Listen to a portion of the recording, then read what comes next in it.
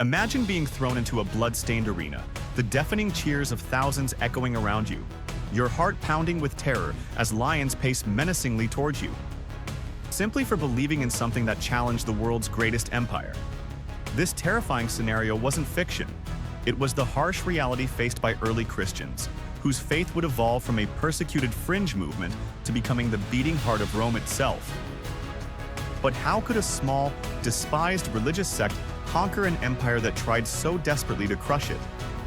Our story begins in the bustling streets of first-century Jerusalem, under Roman occupation, a city teeming with tension and hope. Here emerged Christianity, rooted in the teachings of Jesus of Nazareth, a charismatic preacher executed by the Romans for insurrection. His followers, believing he rose from the dead, spread this message passionately, igniting a movement destined to shake Rome to its core. At first glance, this fledgling faith seemed doomed. Just another rebellious spark Rome would swiftly extinguish. But Christianity had something unique: resilience, inclusivity, and unyielding conviction. In the early decades, the followers of Jesus were a minority, mocked and distrusted. Roman historians viewed them with suspicion, branding them atheists because they rejected Rome's traditional gods, an act that made Christians dangerous outsiders. Still, their numbers grew rapidly. Why? Because Christianity appealed deeply to the downtrodden, the oppressed, and those yearning for meaning. It offered dignity to slaves, respect to women, care for the poor, and hope for eternal life beyond the brutal existence imposed by the empire. Yet, with growth came hostility. Under emperors like Nero, persecution intensified dramatically.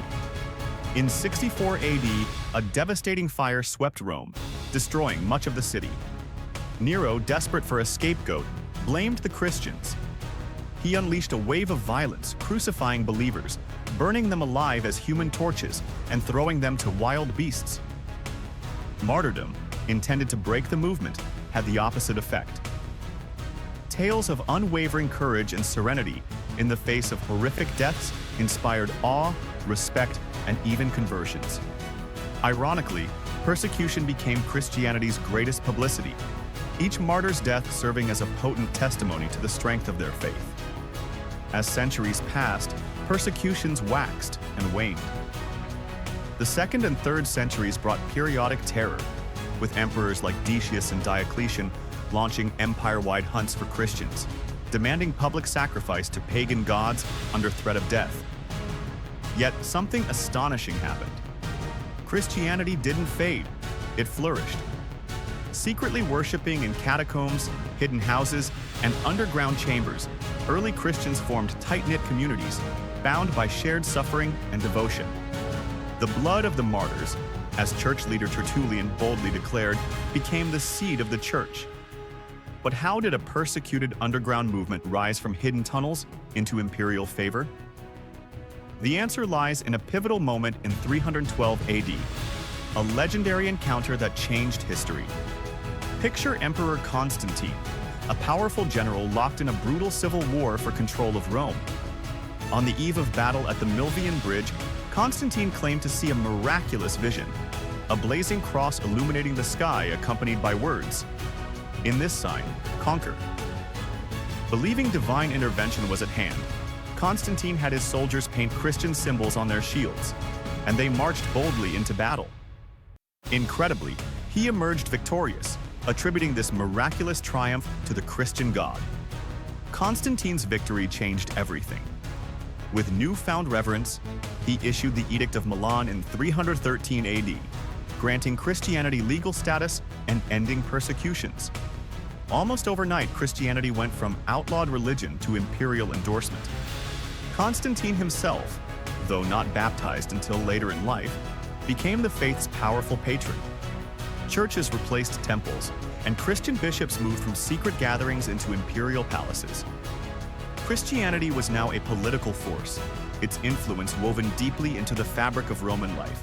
Under Constantine, lavish basilicas rose across the empire, richly adorned with treasures, monuments to Christianity's newfound power. Jerusalem itself was transformed, with Constantine's mother Helena embarking on a legendary pilgrimage, locating sacred relics and commissioning the magnificent Church of the Holy Sepulchre. Rome's pagan traditions were rapidly replaced by Christian festivals, rituals, and public holidays. Christianity was no longer the religion of slaves and outcasts. It had become Rome's guiding spiritual compass. Yet, the story doesn't end with Constantine. The path from persecution to imperial religion faced fierce internal debates that threatened to fracture Christianity from within. Heresies and doctrinal disputes emerged, dividing communities and challenging unity. To resolve these rifts, Constantine summoned the Council of Nicaea in 325 AD, an unprecedented gathering of bishops and theologians tasked with defining core beliefs. Amid heated debates, the council produced the Nicene Creed, outlining the fundamental beliefs that unified believers. This council didn't merely codify faith, it signified Christianity's powerful alignment with imperial authority, binding church and state together permanently. By the late 4th century, under Emperor Theodosius, Christianity had evolved from merely accepted to state-enforced. In 380 AD, the Edict of Thessalonica declared Christianity the official religion of the Roman Empire. Paganism was not only disfavored, it was actively suppressed.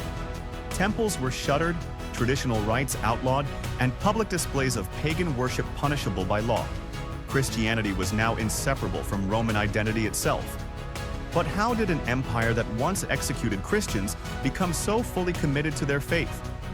Historians attribute Christianity's astonishing ascent to more than just imperial patronage or miraculous battles. Christianity's moral and social teachings proved incredibly attractive, offering hope, community, charity, and spiritual equality. Early believers cared for the sick during devastating plagues, provided burial rites for strangers, and distributed food to starving cities. Such acts of compassion resonated deeply with Roman citizens, earning respect even among skeptics. Gradually, Christianity's values became irresistible, aligning powerfully with Roman desires for unity, compassion, and stability in a chaotic world. Additionally, Christianity adapted strategically, absorbing and repurposing elements of Roman culture, architecture, and philosophy. Pagan temples became majestic churches. Philosophical traditions of Stoicism and Platonism informed theological debates.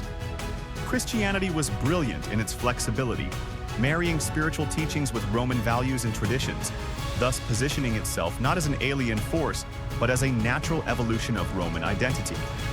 Ironically, Rome's persecution strategy, the very brutality intended to annihilate Christianity, proved its ultimate downfall. Each wave of persecution highlighted Christianity's bravery, self-sacrifice, and unwavering commitment. Martyrdom inspired awe and curiosity among pagans, compelling thousands to explore the faith, thus fueling exponential growth. Each attempt to destroy Christianity paradoxically strengthened it. Yet, Christianity's triumph came at a profound cost. Critics argue that imperial patronage compromised Christianity's original ideals.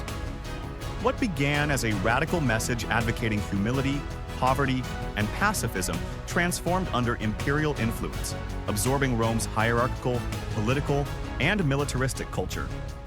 Church leaders wielded enormous secular power, creating lavish courts and adopting imperial customs far removed from their faith's humble roots. The persecuted became persecutors, suppressing dissent, heretics, and other religions with the same ruthless efficiency once used against them.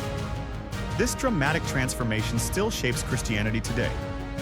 The faith that once challenged Rome's imperial might became intertwined with state power, a paradox that continues to provoke debate, fascination, and reflection. Was Christianity's rise a divine miracle, political cunning, or a strategic adaptation? Perhaps it was all three, a remarkable journey of perseverance, adaptation, and resilience against overwhelming odds. From the blood-stained sands of the Colosseum to the glittering halls of imperial Rome, Christianity's story is one of survival, evolution, and unparalleled influence. What began as a persecuted minority religion ended as the official faith of the most powerful empire in history.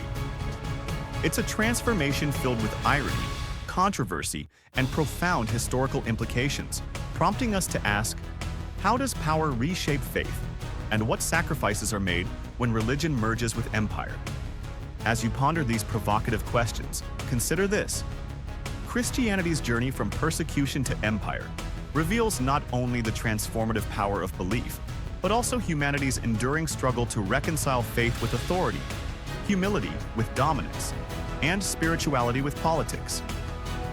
It's a story that continues to captivate, challenge, and intrigue us, reminding us of faith's immense power to endure, evolve, and forever reshape the world. From the ashes of persecution rose a church emboldened by its newfound power, yet deeply conflicted by its political entanglements. The merger of Christianity with imperial Rome shaped not only the empire's legacy, but also influenced the trajectory of Western civilization itself. Schools, universities, art, literature, and legal systems all were indelibly marked by Christianity's rise. Yet the question lingered. Had the faith that once championed the oppressed become an instrument of oppression itself? As emperors invoked Christ's name to justify wars and conquests, Christianity found itself wrestling with its own identity, striving to preserve its original message amidst escalating power and luxury. Simultaneously, the Roman Empire faced inevitable decline. Economic turmoil, barbarian invasions, and internal corruption gradually eroded Rome's foundations. Yet remarkably, as political structures crumbled, Christianity stood resilient, transcending the empire that had once sought to crush it. Monasteries preserved knowledge, bishops negotiated peace, and the church provided stability amid chaos. Thus, even as Rome disintegrated politically, Christianity emerged as a powerful cultural anchor, guiding Europe through centuries of turbulence into the medieval world. Ultimately, Christianity's triumph over Roman persecution serves as a profound testament to faith's capacity for endurance, adaptation, and profound societal impact. It remains a cautionary tale illustrating how persecution can unwittingly empower what it seeks to destroy, how ideals can be compromised by proximity to power, and how religion, when entangled with politics, faces the perpetual challenge of staying true to its roots.